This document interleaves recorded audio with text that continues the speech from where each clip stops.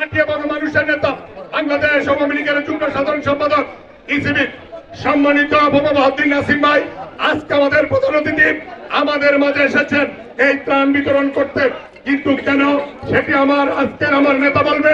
আমরা শিক্ষার্থীদের ওটা যে আন্দোলনের সাথে আমাদের কোনো দ্বন্দ্ব ছিল না, আমরাও সমর্থন করেছি।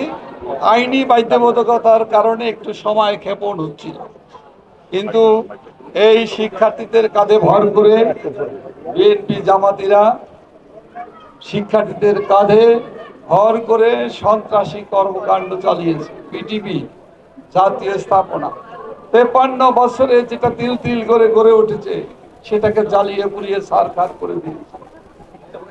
দেশের উন্নয়ন কর্মকাণ্ড যেগুলো আমাদের সক্ষমতার প্রতীক, দেশের মানুষ যে সুফল ভোগ করছিল যার, সেই সকল জায়গায় আগুন জ্বালিয়েছে।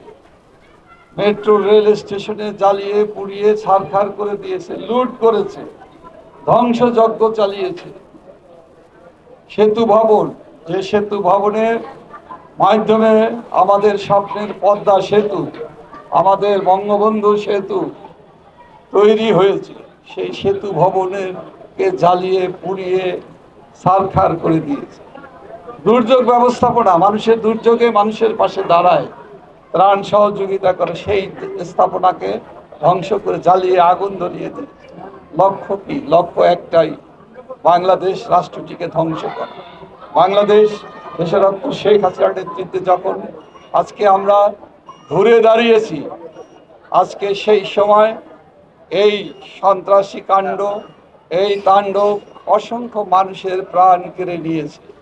আমরা হারিয়েছি আমাদের ভাইদের, আমরা হারিয়েছি আমাদের অসংখ্য সহযোদ্ধার আগামীর ভবিষ্যৎ, আমাদের তরুণ যারা শান্তিপ্রিয় আওয়ামী লীগের নেতা কর্মী, নিরীহ মানুষ, সাধারণ মানুষ এই সন্ত্রাসীদের তাণ্ডবে ক্ষতবিক্ষত হয়েছে, জীবন দিয়েছে।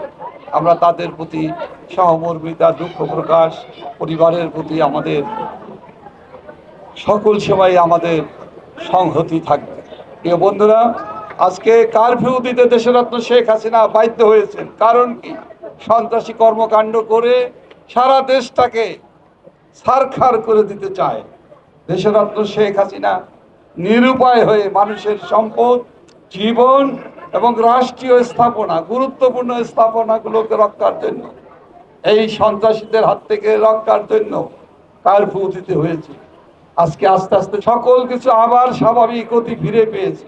প্রিয় বন্ধুরা, এই দুঃসময়েও মেহনতি মানুষ, খেটে খাওয়া মানুষ, দিন মজুর মানুষরা কষ্টে আছে। এই কষ্টের কথা চিন্তা করেই দেশরত্ন শেখ হাসিনা খাদ্য সামগ্রী নিয়ে আওয়ামী লীগের নেতা কর্মীদের, আওয়ামী লীগের জনপ্রতিনিধি যারা আছে সবাইকে মানুষের পাশে দাঁড়াতে বলেছে। আওয়ামী লীগের নেতা কর্মীরা, আমাদের কাউন্সিলর, আমাদের এলাকার ওয়ার্ড আওয়ামী লীগ, থানা আওয়ামী লীগের নেতৃবৃন্দ, মহানগর আওয়ামী লীগের নেতৃবৃন্দরা এসেছে।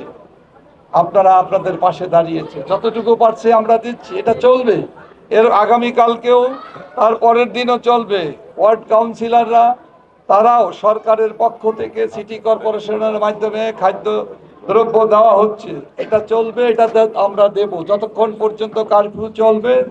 আমরা ততক্ষণ পর্যন্ত শেখ হাসিনার নেতৃত্বে, নির্দেশে, পরামর্শে আমরা অসহায় গরিব দুঃখী মেহনতি মানুষের পাশে আছি। এটাই হলো জাতির পিতার কন্যা দেশরত্ন শেখ হাসিনার মানবতার মা।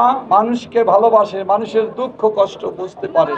আর বিএনপি জামাত লন্ডনে তাদের নেতা তারেক রহমান যেখানে বসে সন্ত্রাসীদের অর্থ দিয়ে, হুকুম দিয়ে, লোক লাগিয়ে সুনির্দিষ্ট জায়গাগুলোকে, বিটিভিকে, পদ্মা সেতু ভবনকে, এমনকি এলিভেটেড এক্সপ্রেসওয়ে, টোল প্লাজাকে আগুন জ্বালিয়ে ধ্বংস করে দিয়েছে।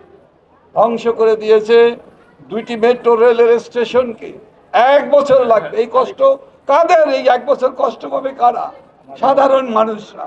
সেই মানুষের হানি ফ্লাইওভারের টোল প্লাজায় কি ধ্বংসযজ্ঞ চালিয়েছে? উদ্দেশ্য কি?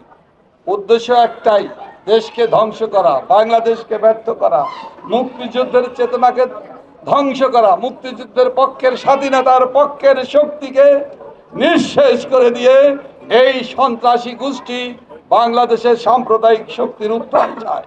দেশরত্ন শেখ হাসিনা সরকারকে উৎখাত করে সন্ত্রাসীদের রাজত্ব কায়েম করতে চায়। সাম্প্রদায়িক শক্তির উত্থান ঘটিয়ে বাংলাদেশের সন্ত্রাসীদের লেলিয়ে দিয়ে লুটপাট করে ধ্বংসযজ্ঞ করে সাংবাদিকদের পর্যন্ত রেহাই দেয়নি। নারী সাংবাদিক নারীদেরকে ছাত্র ছাত্রীদেরকেও এরা রেহাই দেয়নি। প্রিয় বন্ধুরা, তাই এদের বিপক্ষে আমাদেরকে সমন্বিতভাবে সম্মিলিতভাবে ঐক্যবদ্ধভাবে দেশের প্রতিটি নাগরিককে সচেতন করে আমরা তাদেরকে আমাদের মোকাবেলা করতে হবে। অনেকে বলে আওয়ামী লীগের নেতা কর্মীরা দুর্বল হয়ে গিয়েছে। আওয়ামী লীগের নেতা কর্মীরা দুর্বল হয় নাই। আমি আপনাদেরকে অভিনন্দন জানাই, আপনারা সাহসী, কারণ আপনারা আমরা